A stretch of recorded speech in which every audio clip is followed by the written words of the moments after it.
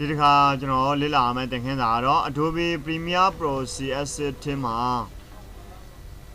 themes အကြောင်းလေးတွေဖြစ်ပါတယ် themes ဆိုတာကတော့ဒါကတော့ Adobe Premiere Pro CS မှာနေပြီးတော့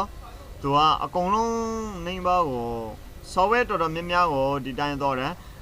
Adobe After Effects လည်းဒီတိုင်းပဲလုပ်တယ် Adobe Premiere လည်းဒီတိုင်းပဲကျွန်တော်တို့တော်လို့ရတယ်ပေါ့နော်ဒီသင်ခန်းစာကတော့အတူတူပါပဲ Premiere မှာလည်းဒီတိုင်းပဲ Adobe After Effects မှာလည်းဒီတိုင်းပဲ AE မှာလည်းဒီတိုင်းပဲ PR မှာလည်းဒီတိုင်းပဲ edit ကိုတော့ပါမယ် edit ကနေပြီးတော့ preferences ကနေပြီးတော့ appearance เนาะ AE မှာလည်းဒီတိုင်းပါပဲ edit ကိုတော့တယ် preferences ကိုတော့တယ် appearance ကိုတော့တယ်เนาะဒါဆိုရင် preferences မှာ appearance ကို direct ရွေးပြီးတော့ဖြစ်တဲ့အတွက်ကျွန်တော်တို့ဓာတ်ခါဆိုတာအခု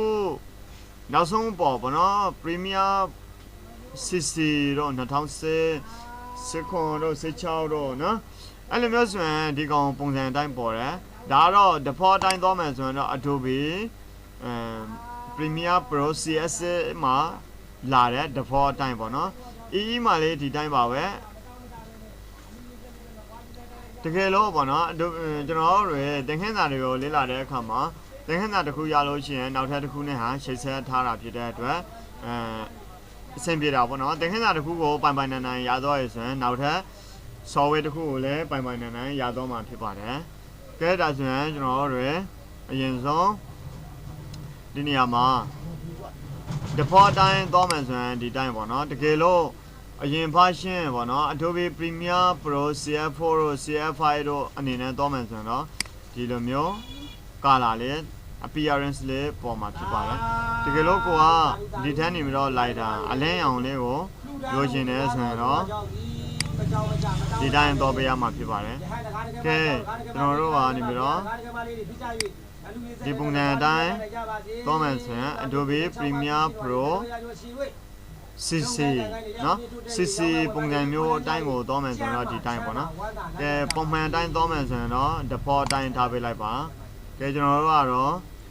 ပြောင်းသုံးကြည့်ပါမယ်ဒီတိုင်းတော့ကြည့်မယ်ပြီးရင်တော့ဒီနေရာမှာ okay နှိပ်လိုက်ပါဒါဆိုရင်ပုံစံကတစ်မျိုးကြီးဖြစ်တော့တာပေါ့နော်စာလေးတွေကအဖြူရောင်လေးပေါ်လာတယ်နောက်ပြီးတော့ဒီ background လေးကမျက်လုံးအေးသွားတာပေါ့နော်အနေရောင်လေးနောက်ပြီးတော့ရုပ်ပုံလေးတွေကပို့ပြီးတော့ထင်သာမြင်သာဖြစ်လာတယ်ဟုတ်ပြီဒါကတော့ကျွန်တော်တို့ဘာနဲ့ပတ်သက်ပြီးတော့လုပ်တာလဲဆိုတော့ edit preferences appearance မှာပြောင်းသုံးမယ် okay ဒါကတော့ဒီလိုပုံစံမျိုးကျွန်တော်အနေနဲ့ကြတော့မကြိုက်ဘူး edit preferences appearance ဒီကောင်တိုင်းကိုတော့မယ်သို့မဟုတ် default တိုင်းထားကျွန်တော်ကတော့ဒီပုံစံတိုင်းသုံးမယ် okay နော်ဒါဆိုရင်ကိုမျက်လုံးအပေါ်မူတည်ပြီးတော့ကျွန်တော်တို့ပြောင်းသုံးကြည့်လို့ရတာပေါ့နော်ကိုကအလင်းမကြိုက်ဘူးဆိုရင်တော့ဒီပုံစံအတိုင်းသုံးနော်အလင်းကြိုက်တယ်ဆိုရင်တော့ edit preferences appearance နော်ဒီပုံစံမျိုးတော့နော်ကဲဒီပုံစံအတိုင်းထားပြီးတော့ okay နှိပ်လိုက်ပါမယ်ဒါတော့ကျွန်တော်တို့တွေ Adobe Premiere ကိုစာသုံးတဲ့အခါမှာကိုယ့်ရဲ့မျက်လုံးနဲ့အဆင်ပြေတဲ့